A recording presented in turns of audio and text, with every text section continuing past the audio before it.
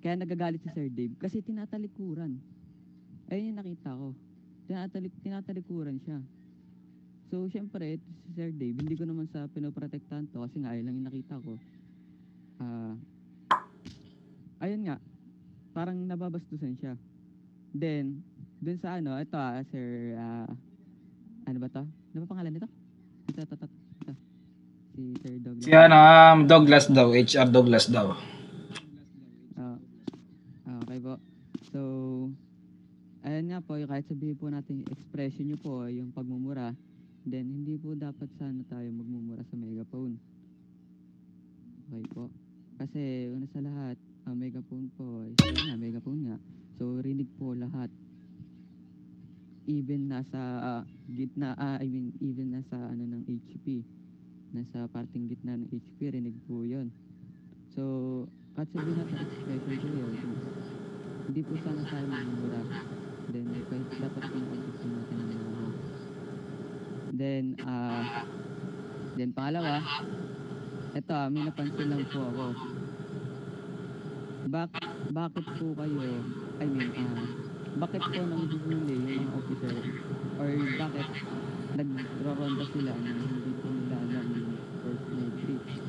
So, di po pa pwedeng bago po sila lumabas ng PNP or bago po sila lumabas bago sila magpatrol ay is alam po nila yung first matrix. Tanong ko lang po.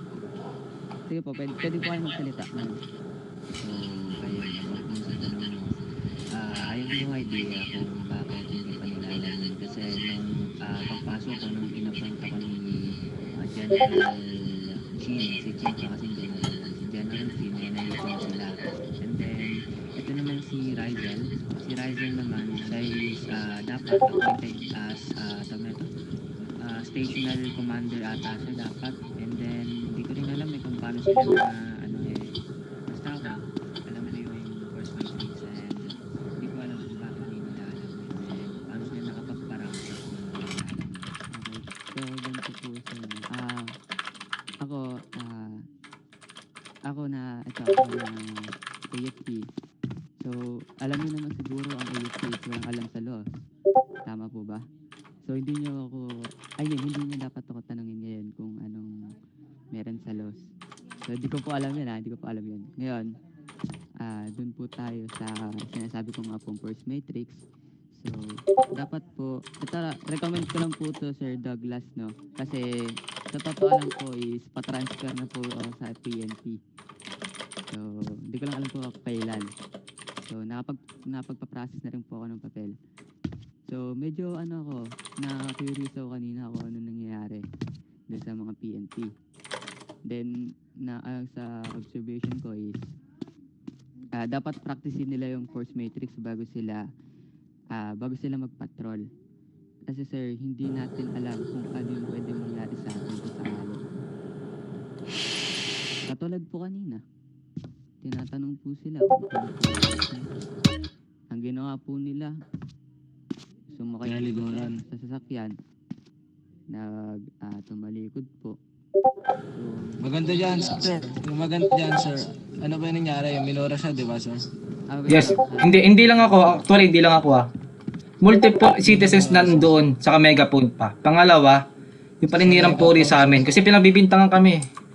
Which is nakakaya sa akin yun. Kasi first of all, wala akong record, check yung crimes ko o record ko. Ganito yan, sir. Wait lang. Ganito pa, yung ginawa niyo po kasi kanina na pagkakapkap, hindi po siya totally pagkakapkap. Kumbaga, para nyo na po ni-raid yung grupo. Kasi, isipin nyo po. Tatago si Mayor. Sinabi daw po tatago si Mayor. Taas kamay, walang gagalaw. So, parang nangre-raid po kayo yung way na yun. Parang criminal yung tingin niyo doon, sir. Yes. Wait lang tawag dito, brother Aaron. Pagsalita natin si boss. Magpakilala ka rin, boss, para mas makilala ka rin nila. Tigayin biyaya ko, sir. Agent Cobra po.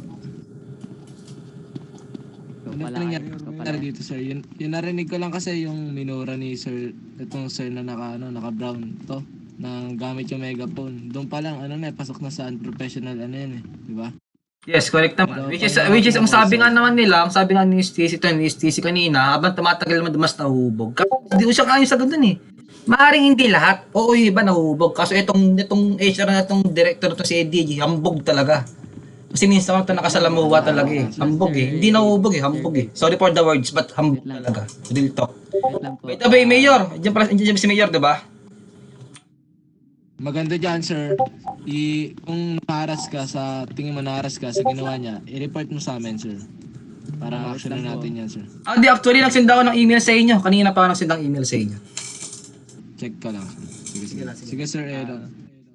Wait lang po. Pero teka lang, I think, andito na si Mayor eh. Teka lang Madam, ngayon ka maraming sinasabi pag marami kang kasama. Kanina may kasama ka, di ba? Ba't di ka makapagsalita? Binibigyan kita ng rights. Sige, magsalita ka ngayon. Papakinggan kita. Wait lang. Manahimik ka, Chip. Hindi kita kinakausap.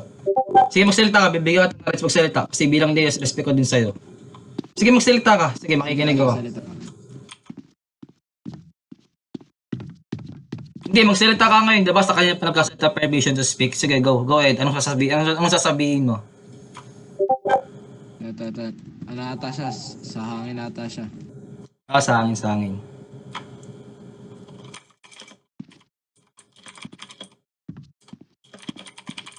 Hindi, sige, go lang. Tuloy mo lang. Ano pa? Tapos?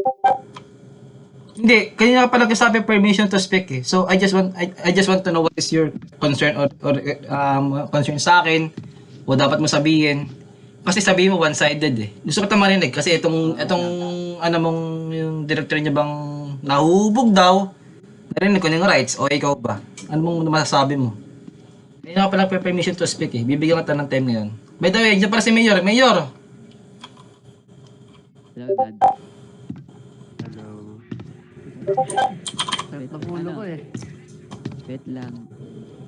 Parang sir hindi naman sa pag-ana, parang lagi-lagi na tayo may problema, araw-araw na lang Wait lang. Wait lang. Ano ko lang dun si Sir Douglas, no?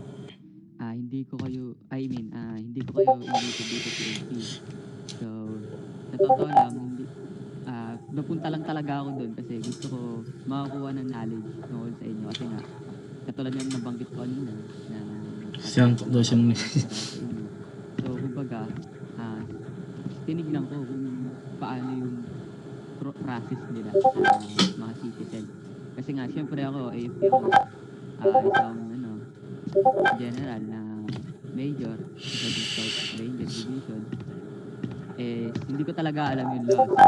So, ayun nga, based sa observation ko is unprofessional po yung pinakita. So, sad to say, pero nasabi ko na po and nakita ko na rin po kasi sa mismong dalawang mata ko. Actually kasi tawag dito para sa akin lang din idea ka lang din to. Hindi sa insulto. Ang pulis kasi ngayon dito parang hindi naman pulis trabaho eh. Alam lang nilang kaso, illegal parking. Kung di magtuno, yun ang nakikita ko eh. Yun lang, sa nakikita ko lang, based sa observation lang. Ganda na lang para medyo hindi na tayo humaba pa. Like, teka, Attorney Stacy, ganda na lang. Para hindi na tayo humaba, like, hindi na to humaba. Maliro, finish TC, permission to speak sa slash no. Matuldukan na natin to at magawan din ng action. Kasi, hindi naman natin i-invalidate yung nangyari doon sa harap ng HP. Hindi naman din natin nahayaan na walang mangyaring action sa part ng PNP. So let's say we take this opportunity na rin para sabihin na rin sa inyo na para matapos na rin to, okay? Hindi natin to invalidate, hindi natin to hayaan lang na hanggang dito lang to. Hindi natin to bibigyan ng hindi natin to hindi bibigyan ng action kasi lahat to is we take action, di ba? Sabi ko nga. So, kausapin ko ngayon yung nagli-lead sa PNP which is the general. If wala yung general, kausapin ko kung sino yung mas mataas sa PNP right now, which is the HR. And then what happened in HP, okay naman, nasa akin na, nasa laptop ko naman. Ipapanood ko to sa mga city attorney natin. And then, kung kakayanin, after meeting, magme-meeting kasi kami. Actually, kami yung mga government ngayon. Mag-meeting kami with Vice Mayor. Papanood namin to sa Mayor, kanya is- and then Ano yun?